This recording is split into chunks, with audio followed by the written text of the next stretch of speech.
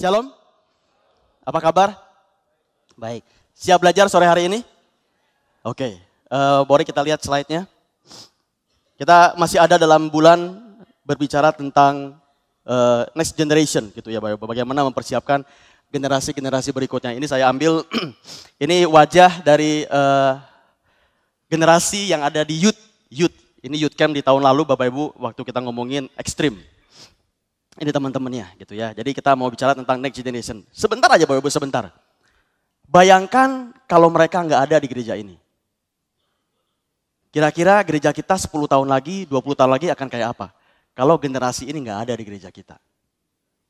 Bisa terbayang? Kira-kira apa yang akan terjadi? Nah, malam hari ini kita mau diskusi, kita mau sharing, sama-sama kita mau belajar bagaimana caranya atau apa yang harus kita lakukan sebagai orang tua dan sebagai gereja supaya hal itu tidak terjadi. Karena sangat mengerikan kalau umpamanya mereka nggak ada gitu ya. Saya akan buka dulu dengan 2 pendahuluan, saya akan buka dulu dengan 2 intro sebelum saya masuk ke ayat firman Tuhan. Intro ini akan nanti memperkuat pembahasan firman Tuhan pada sore hari ini. Yang pertama, berapa banyak di antara Bapak Ibu yang pernah pakai alat ini? Pernah pakai? Coba yang pernah pakai angkat tangan. Wah ini banyak juga ternyata. Waduh ini berarti generasi X semua nih. Yang lahir tahun 65 sampai tahun 80 tadi kata Pastor Kenigo ya. Buat sebagian Bapak Ibu atau adik-adik atau teman-teman mungkin nggak tahu ini apaan. Buat yang belum tahu ini namanya mesin tik. Mesin tik. Dulu kalau kita nulis laporan, zaman saya nulis laporan, nulis apa gitu ya di SMA. Skripsi bahkan pakai mesin tik. Tok, tok, tok, tok, tok, tok, tok, tok. Betul nggak? Betul nggak? Beberapa di antara teman-teman mungkin nggak tahu, nggak pernah ngalamin. Tapi sekarang, apakah di antara kita masih ada yang pakai ini? Hah? Kalau sekarang mungkin udah zamannya zaman ini, betul nggak? Wah sekarang sih susah, repot. Kalau pakai yang tadi itu repot. Sekarang itu udah zamannya pakai ya inilah Microsoft Office, pakai Word, betul nggak? Karena lebih gampang kalau ada salah nggak usah dirobek kertasnya, nggak usah bolak-balik, tinggal delete. Kalau mau copy apa-apa tinggal copy paste, bener nggak? Ini awalnya dulu Bapak Ibu. Bayangkan kalau umpamanya sekarang saya mau buka kursus menulis, kursus bikin laporan. Tapi alat yang digunakan mesin tik. Kira-kira bakalan banyak nggak yang daftar di tempat kursus saya? Coba bayangkan, kalau saya sekarang buka ya, kursus untuk menulis, membuat laporan, membuat skripsi. Tapi begitu masuk ke tempat kursusnya, yang dilihat, yang dipakai adalah mesin tik yang tadi. Kira-kira tempat kursus saya ramai apa enggak? Ya, ini salah satu perlindungan juga sebelum nanti kita masuk ke kontes kita Bapak Ibu. Jadi kalau saya mau bilang, Bapak Ibu, ada metode, ada prinsip. Oke, ada metode, ada prinsip. Yang namanya prinsip dari hal yang tadi adalah bagaimana kemampuan kita menulis, itu prinsip. Di antara kita harus bisa yang namanya menulis. Entah itu menulis tugas, menulis laporan, menulis bahkan nanti kalau sudah bisa menulis buku, paling enggak menulis skripsi, betul enggak? Itu prinsip. Setiap kita kudu bisa yang namanya kemampuan menulis, itu prinsipnya. Tapi yang namanya metode, itu bisa beda-beda. Tadi saya udah bilang. Metodenya zaman dulu pakai mesin tik. Ya memang zaman dulu ya metodenya mesin tik. Tapi prinsipnya sama. Prinsipnya adalah kemampuan untuk menulis. Bener ya? Tapi zaman sekarang udah susah. Tadi Bapak Ibu juga sepakat. Udah susah kalau kita pakai metode yang namanya mesin tik. Bukan nggak bisa. Bukan nggak bisa. Mungkin Bapak Ibu bilang. Tapi saya dulu zaman jaya-jayanya saya pakai mesin tik Pak Andi. Saya bisa lulus S1, S2 dulu pakai mesin tik. Ya betul. Tapi kalau sekarang kita paksa anak kita pakai mesin tik. Repot. Bener nggak? Saya mau bilang gini. Metode itu bisa berubah-berubah. Tergantung perkembangan zaman, tergantung yang membuat kita bisa lebih mudah. Prinsip yang gak boleh berubah. Benar gak Bapak Ibu? Perkembangan zaman membuat kita menjadi lebih mudah metodenya. Tapi prinsip gak boleh. Tapi ya metode pun jangan sampai metodenya melenceng dari aturannya ada. Misalnya gini, oke kalau gitu Pak Andi yang penting prinsipnya adalah menulis ya. Kalau gitu metodenya saya mau nyontek, saya mau nyontek dari hasil pekerjaan yang lain. Nah itu jangan. Metodenya jangan melanggar prinsip. Tetap prinsipnya adalah kita harus bisa menulis. Metodenya yang bisa berubah-berubah. Oke, itu salah satu contoh. Contoh yang kedua yang saya mau ambil dari firman Tuhan. Kita nggak sempat baca, tapi kalau Bapak Ibu perhatikan, nanti bisa baca di rumah, di Keluaran 18. Kalau Bapak Ibu masih ingat kisahnya, dari zaman itu yang namanya Musa harus mengadili atau memberikan masukan kepada jemaat-jemaat yang datang kepada dia. Jadi banyak jemaat-jemaat yang datang, minta petunjuk dan minta diadili. Kalau ini sama ini bagaimana pengadilannya gitu ya. Jadi Musa yang menjadi pengadil dan Musa yang memberikan petunjuk. Itu jemaat Israel atau umat Israel itu ngantri dari pagi sampai malam karena jumlahnya banyak banget. Jadi prinsip pada zaman itu adalah Musa harus memberikan masukan, Musa mesti mengadili. Metodenya awal-awal ya udah cuman dia sendiri sehingga antriannya bisa panjang sekali. Itu yang membuat capek baik Musa maupun jemaat. Bayangkan kita datang jam 4 pagi istilahnya ya, baru diterima sama Musa jam 8 malam. Kebayang nggak? Kitanya capek, Musanya juga capek. Nah suatu hari metuanya datang yang namanya Yitro, datang gini. Musa kamu itu ngapain? Ya ini saya lagi melayani umat Israel karena begitu banyak. Aduh metodenya jangan begini Musa. Kalau begini kasihan kamu, kasihan umatnya. Loh kalau gitu gimana? Gini, kamu coba pilih deh pemimpin 1.000 orang, pemimpin 100 orang, pemimpin 50 orang, pemimpin 10 orang. Bapak Ibu masih ingat cerita itu? Apa yang Yitro sarankan? Yitro tidak merubah prinsip. Prinsipnya tetap sama. Harus ada orang yang mengadili, harus ada orang yang mengajari umat Israel. Tapi metodenya yang diubah. Dari semula cuman Musa dan sekarang dibagi menjadi beberapa pemimpin. Metode bisa berubah. Karena itu semakin lama semakin baik. Prinsip yang jangan berubah. Metode bisa fleksibel, prinsip yang tidak boleh dirubah. Nah, ini pendahuluan dulu nih sebelum nanti kita masuk lebih lanjut, oke? Dengan paradigma atau dengan pemikiran itu, Bapak Ibu simpan dulu pemikiran itu. Sekarang introduction yang kedua dari introduction yang pertama itu. Bapak Ibu, ini ada satu buku yang bagus banget. Judulnya You Lost Me. Pengarangnya ini, David Kahneman, You Lost Me. Jadi memang ini bukunya kategorinya buku rohani. Buku ini menarik karena dia mencoba meriset di gereja. Karena ini buku rohani ya, di gereja. Risetnya diadakan nggak main-main Bapak Ibu, dari tahun 1997 sampai 2010. Jadi kurang lebih 13 tahun dia mengadakan riset, luar biasa. Jumlah orang yang diriset kurang lebih 52.500 orang. Jadi sekitar 53.000 lah. 13 tahun riset, kurang lebih 53.000 orang. Apa yang diriset? Salah satu pertanyaannya adalah ditanya begini, kamu rutin nggak datang tiap bulan ke gereja? Itu salah satu pertanyaannya. Banyak pertanyaannya yang lain mungkin ya. Tapi yang dia ceritakan di buku ini salah satunya adalah dari konteks pertanyaan ini. Buku ini terbit, Bapak Ibu buku ini terbit 2011. Jadi 1 tahun setelah risetnya selesai. 2011 bukunya terbit. Dan yang menarik begini. Dia meriset ternyata dari selang umur 5 tahun sampai selang umur 96 tahun, 95 tahun. Jadi itu jemaat yang ditanya, kamu tiap bulan ke gereja apa enggak? Kamu tiap bulan ke gereja apa enggak? Dari umur 5 sampai umur 95. Makanya butuh waktu 13 tahun Bapak Ibu ya. Dan yang menarik dari hasil risetnya ternyata ditemukan ada antara umur 18 sampai umur 29.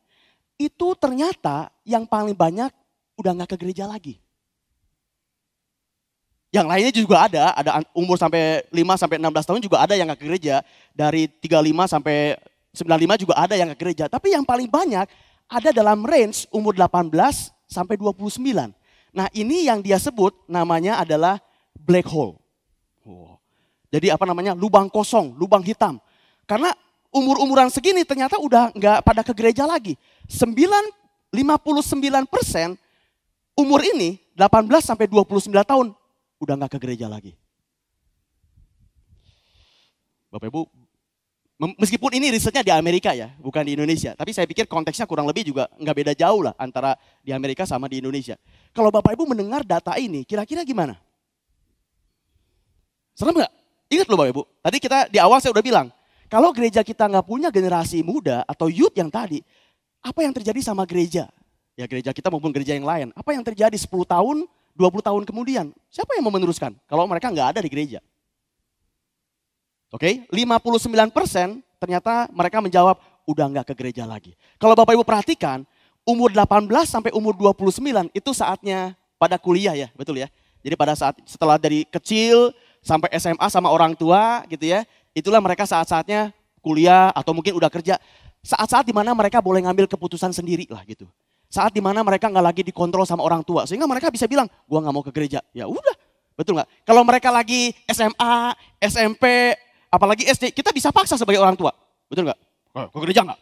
Kalau nggak dikasih uang jajan seminggu. Ya udah, Meskipun ngomel-ngomel ke gereja. Tapi umur-umur segini, 18 sampai 29, kita nggak bisa paksa lagi. Makanya mereka bisa ngambil keputusan, saya nggak mau ke gereja lagi. Oke. Tapi yang menarik begini Bapak Ibu, umur yang tadi 18 sampai 29, mereka bilang begini. Mereka masih istilah di bukunya big fans. Mereka masih percaya, mereka masih cinta sama yang namanya Tuhan Yesus. Tapi mereka udah ogah pergi ke gereja. Mereka masih sayang, mereka masih big fans, mereka masih tahu Yesus siapa, mereka masih mungkin juga masih berdoa. Tapi kalau disuruh ke gereja, orang mau. Padahal ini bahaya loh, betul nggak Bapak Ibu? Kalau mereka nggak tergabung dalam komunitas rohani, tergabung dalam komunitas yang baik, meskipun saat ini mereka masih percaya sama Yesus, bisa jadi karena pergaulan yang buruk, mereka bisa meninggalkan gereja, bahkan juga bisa meninggalkan Tuhan nantinya. Kalau ini dibiarkan. Nah, ini menarik nih. Bapak Ibu semuanya. Dalam buku itu dikatakan, kenapa alasannya usia 18 sampai 29 kok nggak mau ke gereja lagi? Di buku itu ada 6 alasannya. Tapi karena keterbatasan waktu, saya pilih 3. Tapi 3 ini saya coba detailkan. Oke, daripada 6-6-nya nggak detail, saya pilih 3 saja yang penting. Tapi saya mau detailkan. Ini alasan kenapa umur 18 sampai umur 29 tahun mereka bilang, gua nggak mau ke gereja lagi. Yang pertama, mari kita lihat Bapak Ibu. Ini sebagai masukan buat kita semua ya, termasuk sebagai orang tua. Alasan mereka yang pertama, kenapa mereka nggak mau ke gereja lagi? Yang pertama, menurut mereka gereja itu overprotective. Terlalu over, ngejagainnya tuh terlalu over. Wah, terlalu overprotective. Kalau dilihat lebih detail, apa maksudnya sih overprotective? Ini ada beberapa detailannya dari overprotective. Yang pertama, mereka bilang begini. Orang Kristen itu atau gereja gitu ya, cenderung menganggap segala sesuatu yang ada di luar gereja itu berhubungan dengan setan. Jadi apa-apa setan gitu Ibu. Mereka bilangnya seperti itu. Jadi maaf ya, nonton nggak boleh, banyak setannya misalnya gitu Ibu. Apa-apa nggak boleh, itu banyak setannya. Dengerin ini nggak boleh, banyak setannya. Mereka menganggap ya itulah gereja yang kami rasakan sehingga menurut mereka terlalu overprotective. Apa-apa setan gitu. Serem ya. Gimana anak muda? Mewakilinya? By the way, siapa yang usianya 18 sampai 29 yang ada di sini? Oh, banyak, puji Tuhan. Tepuk tangan dulu dong, ada di sini. Tepuk tangan dulu dong. Bersuka cita buat yang di sini. Tapi mungkin di tempat lain juga masih banyak ya, yang sama-sama PR kita untuk bawa bareng-bareng ke sini. Bener nggak yang usia 18 sampai 29 tahun? Kalau gereja itu menganggap segala sesuatunya yang di luar gereja, setan semua gitu. Jangan kenceng-kenceng ngomong ianya, dalam hati aja. Lalu yang kedua, orang Kristen takut sama budaya pop. Takut. Sorry ya, kalau bajunya rada lagi ngetren, kembali nih. Selama masih ada dalam batas kewajaran. Ingat ya, jangan sampai ke gereja juga terlalu gimana-gimana. Selama dalam batas kewajaran, ya orang apa-apa. Tapi menurut mereka, gereja itu ngetren sedikit, pop sedikit, nggak boleh gitu. Mereka takut, wah jangan begitu-begitu gitu ya. Lalu yang ketiga, mereka menganggap gereja tidak mau berhubungan dengan masalah-masalah yang nyata yang terjadi di dunia. Mereka nggak mau gitu. Jadi ada banyak pertanyaan usia segini yang mereka pengen tahu. Real problem, di bukunya dibilang, need real answer. Benar-benar kalau mereka lagi kesulitan di dunia gitu ya, maksudnya dalam dunia pekerjaan, dunia kuliah, waktu mereka datang ke gereja, mereka nggak dapat jawaban yang memuaskan gitu. Mohon maaf ya, ini sekali lagi saya mohon maaf, tapi ini ada di dalam bukunya bilang begini, apa-apa cuma disuruh berdoa aja. Saya punya masalah begini, ya berdoa. Saya punya masalah begini, ya berdoa. Ya istilahnya begini, kalau disuruh berdoa doang mas saya juga tahu. Benar nggak? Tapi ya oke, berdoa penting, bukan berarti saya bilang berdoa nggak harus, berdoa harus. Tapi ya konkretnya seperti apa? Apa sih yang mesti saya lakukan gitu tuh.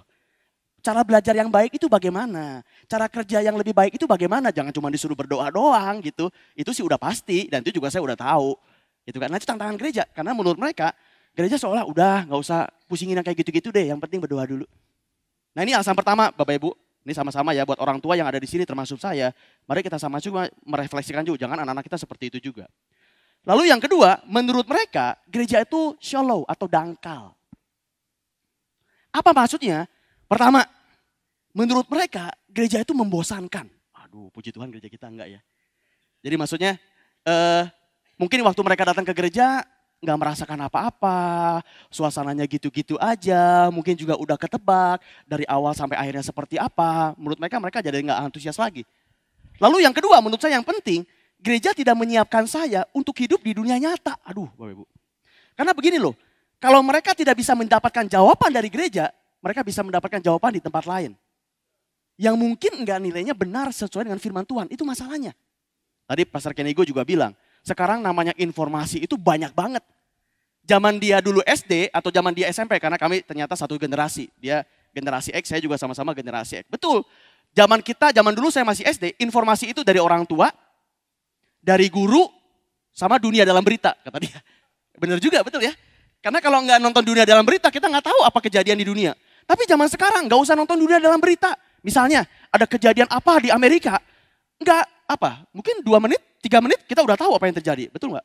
Anak zaman sekarang informasi itu banyak banget. Bapak Ibu, kalau mereka nggak bisa mendapatkan jawaban dari sumber yang benar, mereka bisa dapatkan jawaban dari dunia. Dan nilai-nilai dunia berbahaya buat mereka. Oke, lalu yang ketiga, sekali lagi ini juga mohon maaf, ini bukan saya yang ngomong tapi bukunya. Alkitab tidak diajarkan dengan cukup jelas. Oke, ini bahan perenungan juga buat kita semua. Alkitab tidak diajarkan dengan cukup jelas. Itu alasan yang kedua. Alasan yang ketiga, mereka bilang begini. Gereja itu dalam kesan mereka ya, dalam anggapan mereka. Gereja itu kayaknya anti sama pengetahuan, anti sama sains. Menurut mereka. Makanya mereka gak suka datang ke gereja. Kenapa? Kalau kita lihat detailannya, gereja dianggap berseberangan dengan ilmu pengetahuan. Kayaknya kok gak klop gitu loh sama ilmu pengetahuan. Kayaknya dengan keadaan dunia, perkembangan dunia saat ini kok kayaknya gak nyambung gitu. Kalau zaman dulu, abad 16, kalau Bapak Ibu ingat, ada yang namanya Galileo Galilei. Pernah dengar? Galileo Galilei, dia yang pertama mengatakan yang namanya sumber itu, bumi itu mengelilingi matahari. Kalau selama itu ajaran dari semua orang termasuk gereja, bumi itu pusatnya, yang lain itu muterin bumi. Oke? Gara-gara pandangan Galileo Galilei yang berbeda, dia bahkan dipenjarakan oleh gereja sampai dia meninggal. Setelah dia meninggal, sama-sama sekarang kita tahu bahwa Galileo Galilei itu betul. Yang menjadi pusatnya itu matahari dan bumi, buminya kita, itu yang mengitari dari yang namanya matahari. Itu contoh klasik Bapak Ibu. Gereja dianggap berseberangan dengan ilmu pengetahuan. Saya ingat banget satu lagi. Saya ingat banget waktu saya kecil di gereja, saya lupa siapa yang bilang ya, tapi orang gereja bilang begini. Waktu itu tuh lagi tahun 95, tahun 90, tahun 95 lah, lagi komputer itu lagi jaya-jayanya. Microsoft itu lagi jaya-jayanya. Berapa banyak di antara Bapak Ibu yang pernah pakai Microsoft Windows 95? Wah banyak juga, kita seumuran banyak ternyata nih. Windows 3.1 di bawah 95. Oh cukup banyak juga Bapak Ibu ya. Nah dulu saya bilang, karena waktu itu kan lagi populer-populernya. Banyak orang bilang begini, nggak banyak, ada berapa orang di gereja bilang begini. Hati-hati dengan yang namanya Microsoft. Bill Gates itu utusan setan. Wah Bapak Ibu saya kaget loh. Yang benar, saya punya komputer di rumah, berarti itu setan loh. Saya nggak bohong, saya dibilangin begitu. Tapi untungnya ya saya agak ngeyel, masa sih? Ya udah tetap aja dipakai yang namanya Windows. Dibilangin begitu, Bill Gates itu hati-hati utusan setan. Microsoft itu utusan setan loh. Waduh saya sampai kaget loh. Ada juga hamba Tuhan yang bilang begini, saya dengar dari cerita juga. Internet itu alat dari setan, internet. Internet itu alat dari setan. Bapak Ibu setuju nggak? Kalau yang setuju berarti nggak boleh pakai internet loh, ayo. Gimana caranya kalau kita nggak pakai internet zaman sekarang? Betul, di internet ada hal-hal yang negatif, betul nggak? Kan semuanya ada. Tapi banyak juga hal yang positifnya yang kita bisa pakai. Lah sama seperti ini, api juga berguna. Betul nggak? Tapi kalau dipakainya nggak hati-hati, ya memang api berbahaya. Sama, internet juga begitu, netral, tergantung kita yang pakainya seperti apa. Tapi jangan diomongin itu dari setan juga dong. Ya, itu dianggap gereja itu bertentangan, oke? Next lagi di slide-nya. Gereja jarang membahas topik-topik yang berhubungan dengan perkembangan zaman. Jarang banget. Jarang dibahas tentang sosial media seperti apa, Twitter, Facebook, bagaimana kita anak-anak muda harus menggunakan itu dengan efektif, dengan baik. Saya senang sekali nanti di Life Builder, di September gereja kita akan mengadakan Life Leader. Salah satu topiknya adalah communicating Jesus through media. Jadi bagaimana mengkomunikasikan Yesus melalui media. Jadi media ini metode yang harus kita pakai untuk prinsip. Apa prinsipnya? Memberitakan kerajaan surga, memberitakan tentang Yesus, tapi pakai metode yang namanya media. Jadi media jangan dimusuhin, tapi bagaimana kita pakai media untuk memakai prinsip yang namanya menyebarkan kerajaan Allah. Saya senang banget, itu salah satu topik yang nanti ada di Life Builder kita. Oke. Yang ketiga, gereja menganggap rasa ingin tahu itu berbahaya. Jadi kalau nanya-nanya yang macam-macam, Nggak boleh nanya-nanya kayak gitu. Kamu tahu dari mana itu? Pak Mali, nggak boleh ngomong-ngomong gitu. Udah, jangan nanya seperti itu. Contoh ya Bapak Ibu, contoh. Ini bukan di gereja sih, tapi di rumah saya, di rumah kami, saya sama istri. 3 minggu yang lalu lah. Anak kami yang kedua, anak kami dua-duanya wanita, cewek gitu ya. Yang satu sudah masuk SMA tahun ini, yang kedua itu 2 SMP. 3 minggu yang lalu, anak kami yang kedua sudah mulai mendapatkan periode, apa sih? Oh, nggak enak ngomongnya nih. Inisialnya M, ya, belakangnya S, tengahnya E sama N, ya sama aja. Ya udah dapat mens gitu Bapak Ibu, anak kami yang kedua udah dapat mens. Ya anak yang pertama juga sudah berapa tahun yang lalu. Nah kami menganggap, saya sama istri bilang, karena kedua anak kami sudah mulai mendapatkan ya itu periode gitu, kayaknya udah saatnya kita mesti ngomongin tentang seks ke mereka. Bapak Ibu, itu tuh bukan hal yang mudah. Aduh, suatu hari lagi itu, yuk Gaby sama Jenny kita kumpul dulu yuk. Papa sama mama mau diskusi tentang hal ini. Hese memang ngomongnya. Susah Bapak Ibu, bener coba bayangin gimana. Memang rada sungkan gitu, kagok. Tapi mesti dikasih tahu daripada mereka dapatnya dari orang lain. Ini teh apa? Kenapa bisa begini? Ini teh tanda-tanda apa? Ayo. Saya bilang gini, Pak Mali ngomong-ngomong kayak gitu. Nggak boleh ngomong-ngomong kayak gitu. Masa ngomong gitu? Betul nggak? Jadi kami jelaskan. Oke, sekarang kalian sudah mulai dewasa. Kata biologi, kalau sudah mulai dapatkan period, sudah mulai bisa hamil. Itu kan kata biologi. Hati-hati kamu dengan nanti pacaran segala macam, hati-hati nanti dengan pria. Pokoknya hal-hal yang begitu-begitu, Bapak Ibu kami coba diskusikan. Memang nggak terlalu dalam awal-awal, tapi paling nggak langkah pertamanya kami sudah lalui. Nanti tentu ada sesi-sesi berikutnya yang lebih dalam. Tapi paling nggak sesi awal itu perlu kita bahas. Nah, saya nggak tahu apakah di gereja menurut saya juga perlu dibahas ya dengan bahasa yang lebih soft, tapi hal yang seperti itu. Karena sekali lagi, kalau enggak mereka mendapatkan jawaban dari luar. Oke, itu 3 hal yang kata buku tadi menyebabkan kenapa range 18 sampai 29 enggak mau datang lagi ke gereja. Masih relevan nggak sama kondisi Indonesia? Kurang lebih yang tadi. Masih ya, kurang lebih mirip-mirip ya. Kurang lebih masih relevan lah. Oke. Nah, yang menarik begini Bapak Ibu. Itu kan umur 18 sampai umur 29 ya. Saya ingin kita coba sama merenung nih, sama-sama merenung. Kalau dari umur 5 sampai umur 16 atau 5 sampai umur 17, apa sih yang terjadi? Apa yang terjadi di umur ini? Kenapa begitu mereka umur 18 sampai umur 29, kok mereka bisa merasa gereja itu seperti tadi, overprotective, dangkal, anti-science. Kenapa mereka setelah umur 18 sampai 29 bisa merasa seperti itu?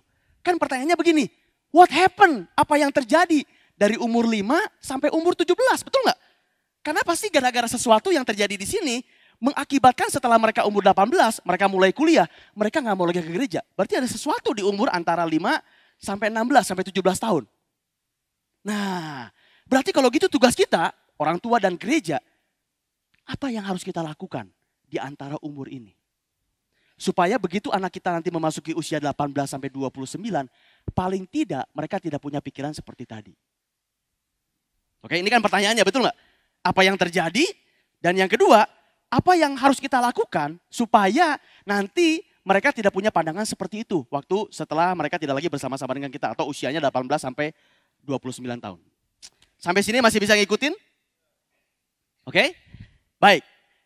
Mari kita sama-sama belajar ke satu orang yang menjadi panutan kita semua.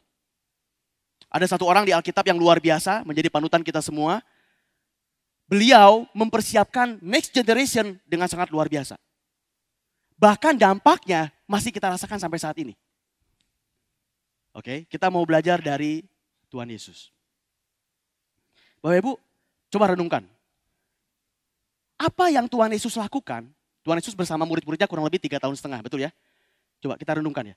Apa yang Tuhan Yesus lakukan selama 3,5 tahun sehingga waktu Tuhan Yesus terangkat di surga, artinya tidak lagi bersama-sama dengan mereka secara fisik, kok ya murid-muridnya tetap ngumpul bareng? Kok ya murid-muridnya enggak berpencar? Kan bisa aja, kan kalau tadi dikatakan mereka nggak mau lagi datang ke gereja, kan bisa aja berarti kalau begitu Tuhan Yesus naik ke atas, ke surga, murid-muridnya bubar jalan, mereka nggak mau lagi berkumpul, betul nggak? Tapi ini mah enggak, begitu Tuhan Yesus naik ke surga, Murid-muridnya tetap berkumpul, bahkan lebih militan. Lebih luar biasa. Itu yang menyebabkan ada gereja sampai saat ini. Nah pertanyaannya begini, apa yang Yesus lakukan selama 3,5 tahun? Kok bisa setelah dia nggak ada tetap solid? Itu yang kita pengen tahu. Itu juga yang nanti mesti kita persiapan kepada anak-anak kita. Usia 5 sampai usia 17 tahun. Supaya begitu mereka nggak lagi bersama orang tua atau gereja ini, mereka tetap solid datang ke gereja. Bapak Ibu kurang semangat nih.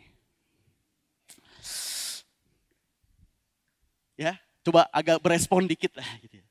Gini gitu. Gini, gimana gitu.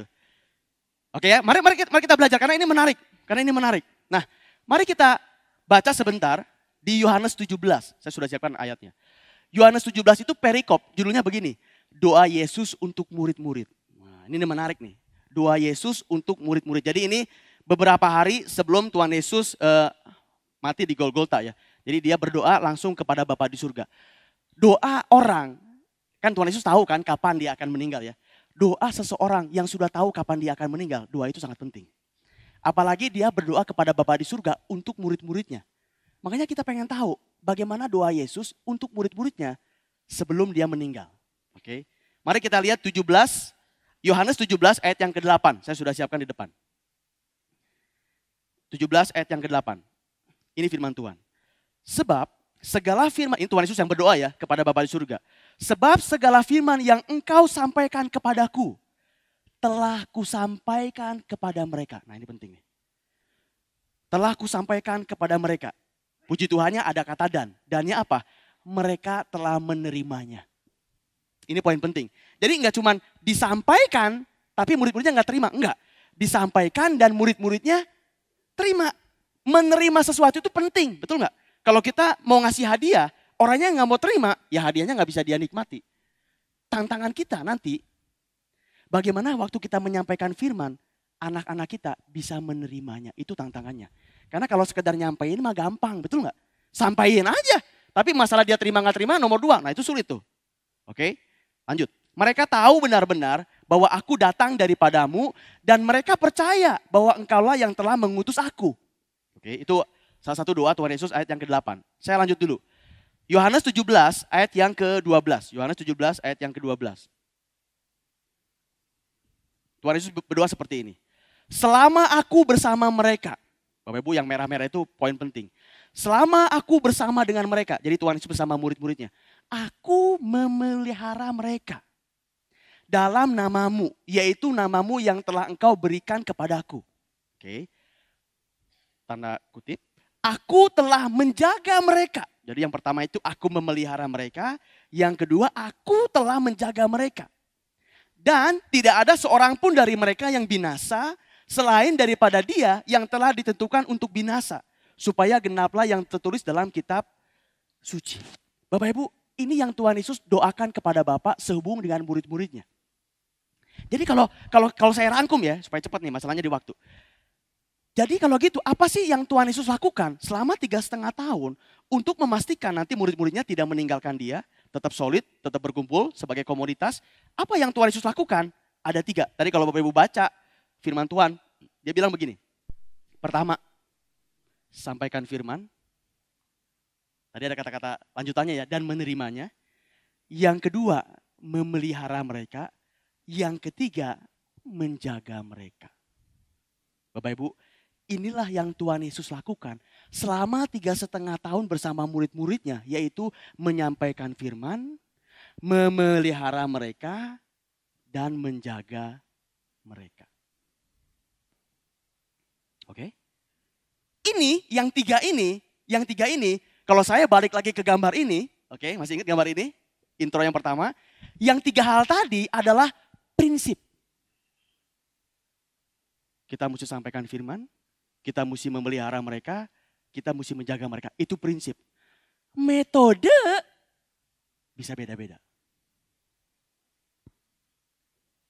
Metode bisa berubah seiring dengan perkembangan zaman. Makanya kalau kita punya tema gereja kita, metode mesti stay young and relevant. Prinsip mesti sama. Metode yang bisa beda. Kalau sekarang ada pakai internet, sosial media, itu metode, why not kita pakai? Selama prinsipnya sama. Oke? So far? Makanya ya saya senang dengan tema gereja kita hari ini, tahun ini namanya Stay Young dan Relevan. Bagaimana kita mesti relevan dengan anak-anak muda kita, dengan next generation kita. Yang penting prinsipnya tetap sama. Oke, next. 3 hal ini ya Bapak Ibu ya. Ada 3 hal ini. Sampaikan, memelihara, dan menjaganya. Nah, supaya prinsip ini bisa efektif atau supaya prinsip ini bisa diterapkan dengan baik, membutuhkan sesuatu. Yang pertama, dalam hal sampaikan firman. Supaya firmannya bisa dimengerti, supaya firmannya bisa diterima oleh next generation, mereka butuh yang namanya role model. Mereka butuh yang namanya contoh, benar nggak? Bapak Ibu, segala sesuatu menjadi efektif kalau kita sudah melakukannya. Contoh misalnya begini, biar kebayang ya. Sampaikan firman itu, orang yang menyampaikannya mesti jadi contoh. Misalnya begini, saya bilang sama anak-anak saya di rumah umpamanya begini. Gaby, Jenny, kalian ngapain nonton TV terus? Nonton TV itu gak ada gunanya, coba. Berapa jam ini udah habis cuma nonton TV doang. Kalian harus baca buku. Baca buku itu sumber ilmu, sumber pengetahuan. Daripada nonton TV, lebih baik kalian baca buku ya. Papi matiin nih TV-nya. Oh papi tapi ini lagi bagus. Gak bisa, pokoknya mesti belajar, mesti baca buku. Papi matiin, sana belajar. Oh papi mah sebel gitu umpamanya ya. Terus begitu dia lewat, papi mau ngapain? Nah papi mau nonton TV. Itu gak masuk dalam benak mereka. Bapak Ibu ngerti maksud saya? Gak efektif. Sebetulnya kita gak usah ngomong harus belajar, harus baca buku. Gak usah. Apa? Contohin aja kita orang tuanya senang baca buku. Contohin aja. Lama-lama juga dia enggak bahwa perlu yang namanya baca buku. Jadi yang namanya menyampaikan firman akan lebih efektif kalau kita menjadi role model. Apa yang firman katakan kepada anak-anak kita, apa yang kita sampaikan kepada mereka, sudah kita lakukan lebih dulu. Itu cara yang paling efektif. Makanya firman Tuhan tadi bilang begini, kusampaikan dan mereka telah menerimanya. Karena kenapa? Yesus pun enggak cuma ngomong kepada murid-muridnya, dia juga melakukannya. Betul enggak? Kepadamu telah diberikan kuasa untuk mengusir setan-setan, menyembuhkan orang sakit. Sebelumnya udah Tuhan Yesus lakuin belum? Udah. Kamu mesti mengasihi musuhmu. Udah Tuhan Yesus lakuin belum? Udah, makanya begitu firman disampaikan oleh Tuhan Yesus, murid-muridnya enggak cuma mendengar, dia melihat bagaimana tindakan Yesus sendiri sehari-hari. Oke, makanya tadi Pak Pastor Kenigo bilang begini, kita mesti menceritakan pengalaman-pengalaman kita bersama dengan Tuhan kepada next generation. Saya setuju banget. Betul nggak? Artinya apa? Kita sudah mengalami lebih dulu dengan Tuhan. Bagaimana pengalaman-pengalaman kita. Sehingga waktu kita menceritakannya, anak-anak kita, next generation, nggak cuma mendengarkan cerita. Oh ini kan pengalamannya Bapak. Ini kan pengalaman, berarti sudah pernah mengalami. Itu cara paling efektif supaya firmannya masuk kepada generation. Oke, jadi yang namanya menyampaikan firman membutuhkan yang namanya role model atau yang namanya suri toladan. Suri toladan. Saya senang definisi guru. Guru itu digugu dan ditiru. Saya senang buat Bapak Ibu yang profesinya guru, ingat guru itu digugu dan ditiru. Oke. Jadi murid-murid itu melihat kita dulu baru mereka bisa menerima pelajaran kita. Lalu yang namanya memelihara dan menjaga supaya efektif membutuhkan yang namanya relationship atau membutuhkan yang namanya hubungan. Benar gak Bapak Ibu? Selama 3,5 tahun Tuhan Yesus selalu bersama-sama dengan murid-muridnya. Setiap hari. Itu artinya apa? Menjalin hubungan. Hubungan itu penting kalau kita mau memelihara dan menjaga dari next generation kita. Membutuhkan hubungan. Bapak Ibu, role model, relationship itu gak bisa digantikan dengan gadget. Anak-anak kita mungkin sekarang lagi gandrung yang namanya gadget. Gandrung yang namanya apa? Tapi yang namanya role model dan yang namanya hubungan face to face, dipeluk, dipegang, itu gak bisa digantikan dengan gadget. Betul gak? Bapak Ibu tahu gak? Manusia ada hormon di otak yang namanya oksitosin. Oksitosin itu baru keluar, itu hormon yang bagus buat tubuh kita. Selain endorfin, serotonin, ada yang namanya oksitosin. Oksitosin baru muncul kalau kita itu fellowship sama sesama manusia. Bukan lewat ini ya, bukan lewat media. Tapi ketemu bareng, ngobrol, ketawa bareng, begini bareng. Itu oksitosin muncul, itu yang membuat tubuh kita menjadi sehat. Hal itu membuktikan bahwa manusia memang secara hakiki membutuhkan hubungan secara face to face. Makanya kalau kita pengen memelihara, kalau kita pengen menjaga anak kita kalau di rumah ya, ataupun generasi kita, kita butuh yang namanya hubungan atau relationship. Oh, kenapa sih role model dan relationship ini menjadi penting? Kenapa? Kenapa menjadi penting? Karena yang namanya role model itu membutuhkan yang namanya respect. Sedangkan yang namanya relationship membutuhkan yang namanya trust. Anak-anak muda kita, next generation kita, butuh seseorang, butuh lembaga yang di-respect dan yang dipercaya. Kenapa Ibu? Mereka nggak bisa mendapatkan sesuatu kalau mereka nggak bisa mendapatkan itu dari orang yang dihormati, benar nggak? Kalau seseorang nggak bisa kita respect, ya apapun yang dia omongin nggak akan kita dengerin. Sama. Anak muda kita nggak akan berani terbuka sama kita, nggak akan mau deket-deket sama kita kalau nggak bisa dipercaya, benar nggak? Kalau kita mau terbuka, kalau kita pengen anak-anak kita atau anak-anak muda kita terbuka sama kita, mereka kudu percaya dulu sama kita. Makanya perlu yang namanya relationship. Cara supaya orang percaya sama kita nggak ada cara lain kecuali menjalin hubungan. Kalau Bapak Ibu khususnya wanita, kalau mau ganti baju, butuh ruangan yang seperti apa? Butuh ruangan yang dipercaya apa enggak? Ada Bapak Ibu khususnya wanita yang ganti baju sembarangan tempat? Oh, gue di situ aja haredang, ada. Ada yang begitu? Enggak. Semua kita butuh tempat yang tertutup. Kenapa? Ini ada CCTV-nya enggak? Betul enggak? Ini CCTV baru mau keadaan terbuka. Karena kalau kita mau sharing, kita mau curhat, kita butuh seseorang yang bisa kita percaya. Kita butuh seseorang yang bisa kita trust. Dan itu enggak bisa terjadi dengan semalam.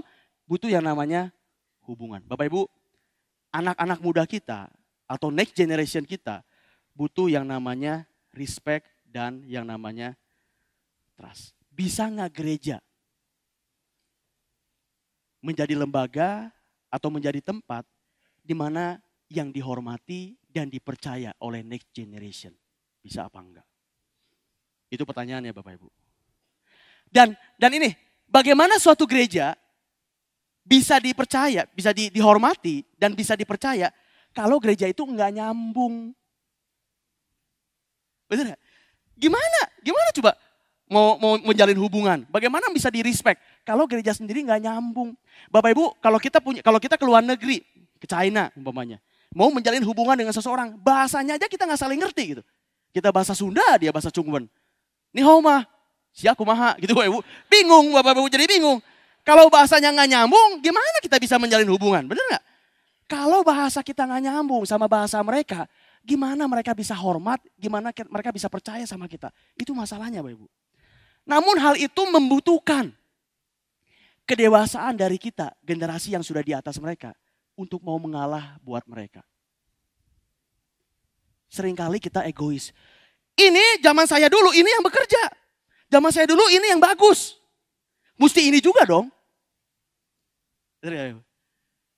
Bapak Ibu, apa yang kita suka kalah penting dengan apa yang mereka butuhkan. Apa yang kita suka sebagai generasi yang sudah lebih matang, itu kalah lebih penting daripada apa yang mereka butuhkan. Dan kita sebagai generasi yang sudah di atas mereka, kita jauh lebih matang.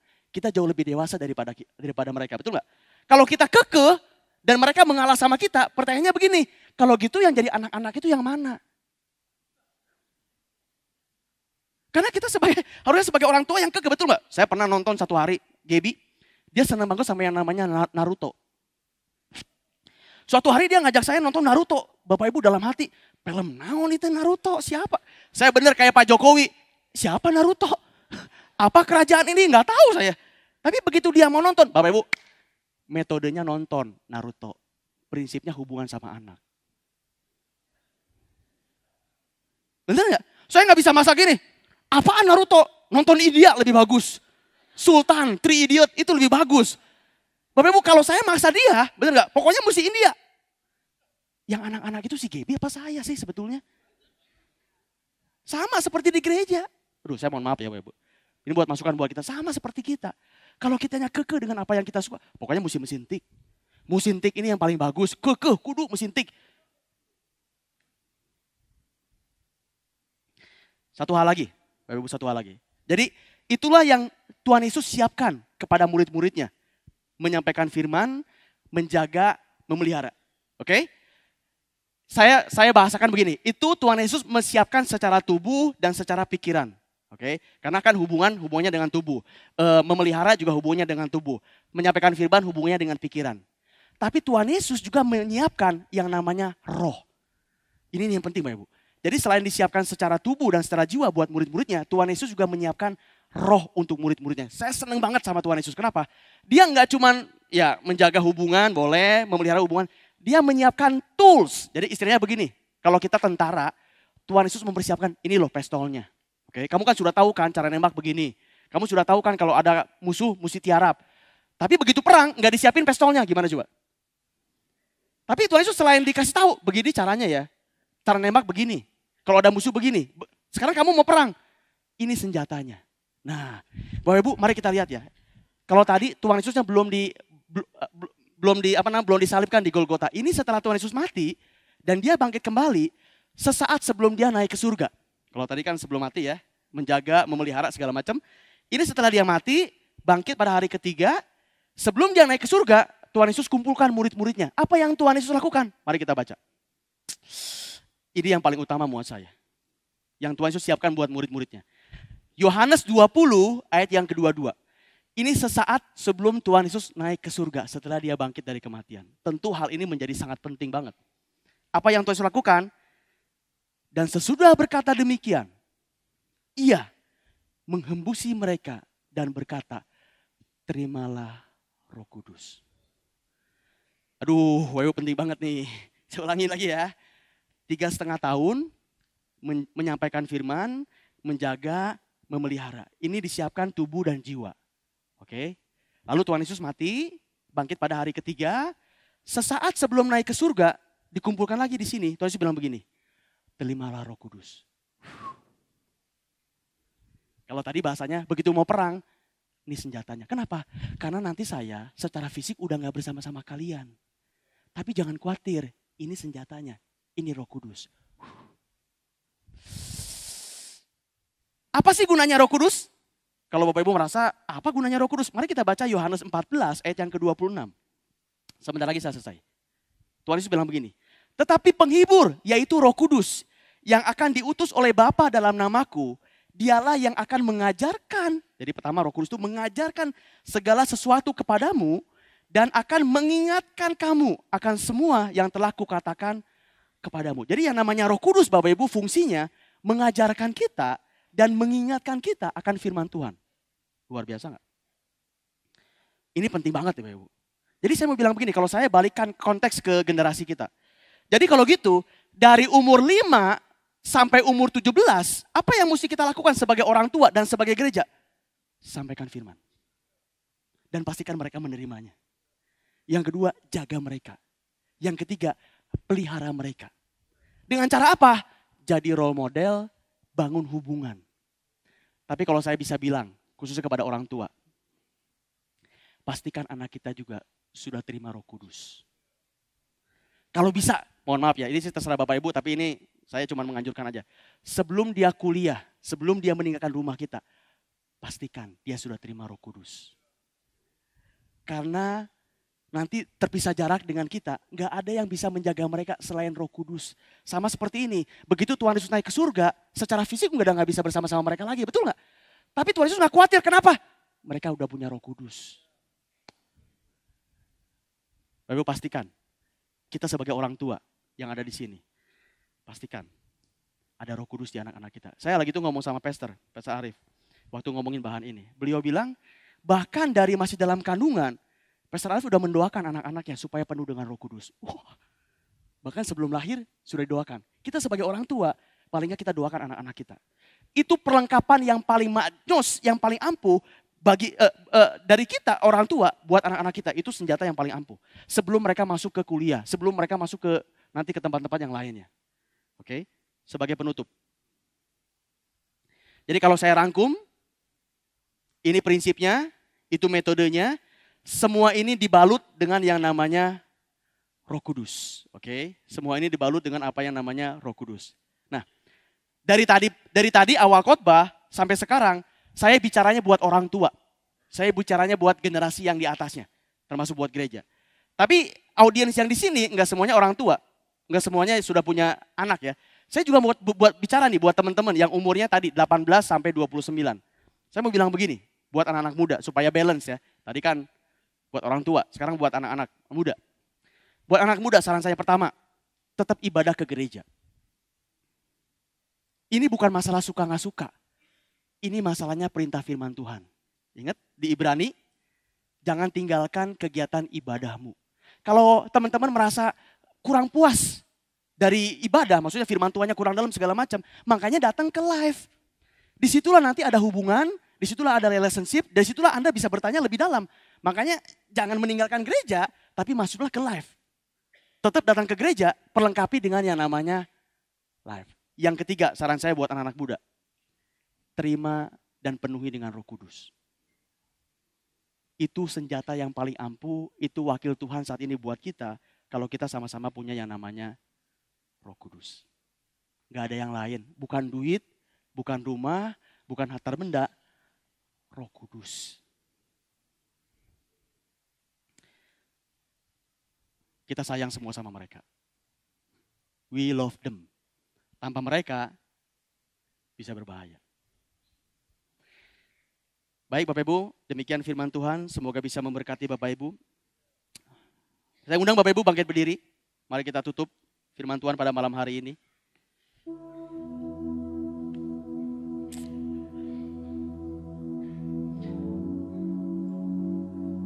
Saya persilakan Bapak Ibu, khususnya buat Bapak-bapak, buat Ibu, buat orang tua yang ada di sini, untuk sama-sama mengambil komitmen.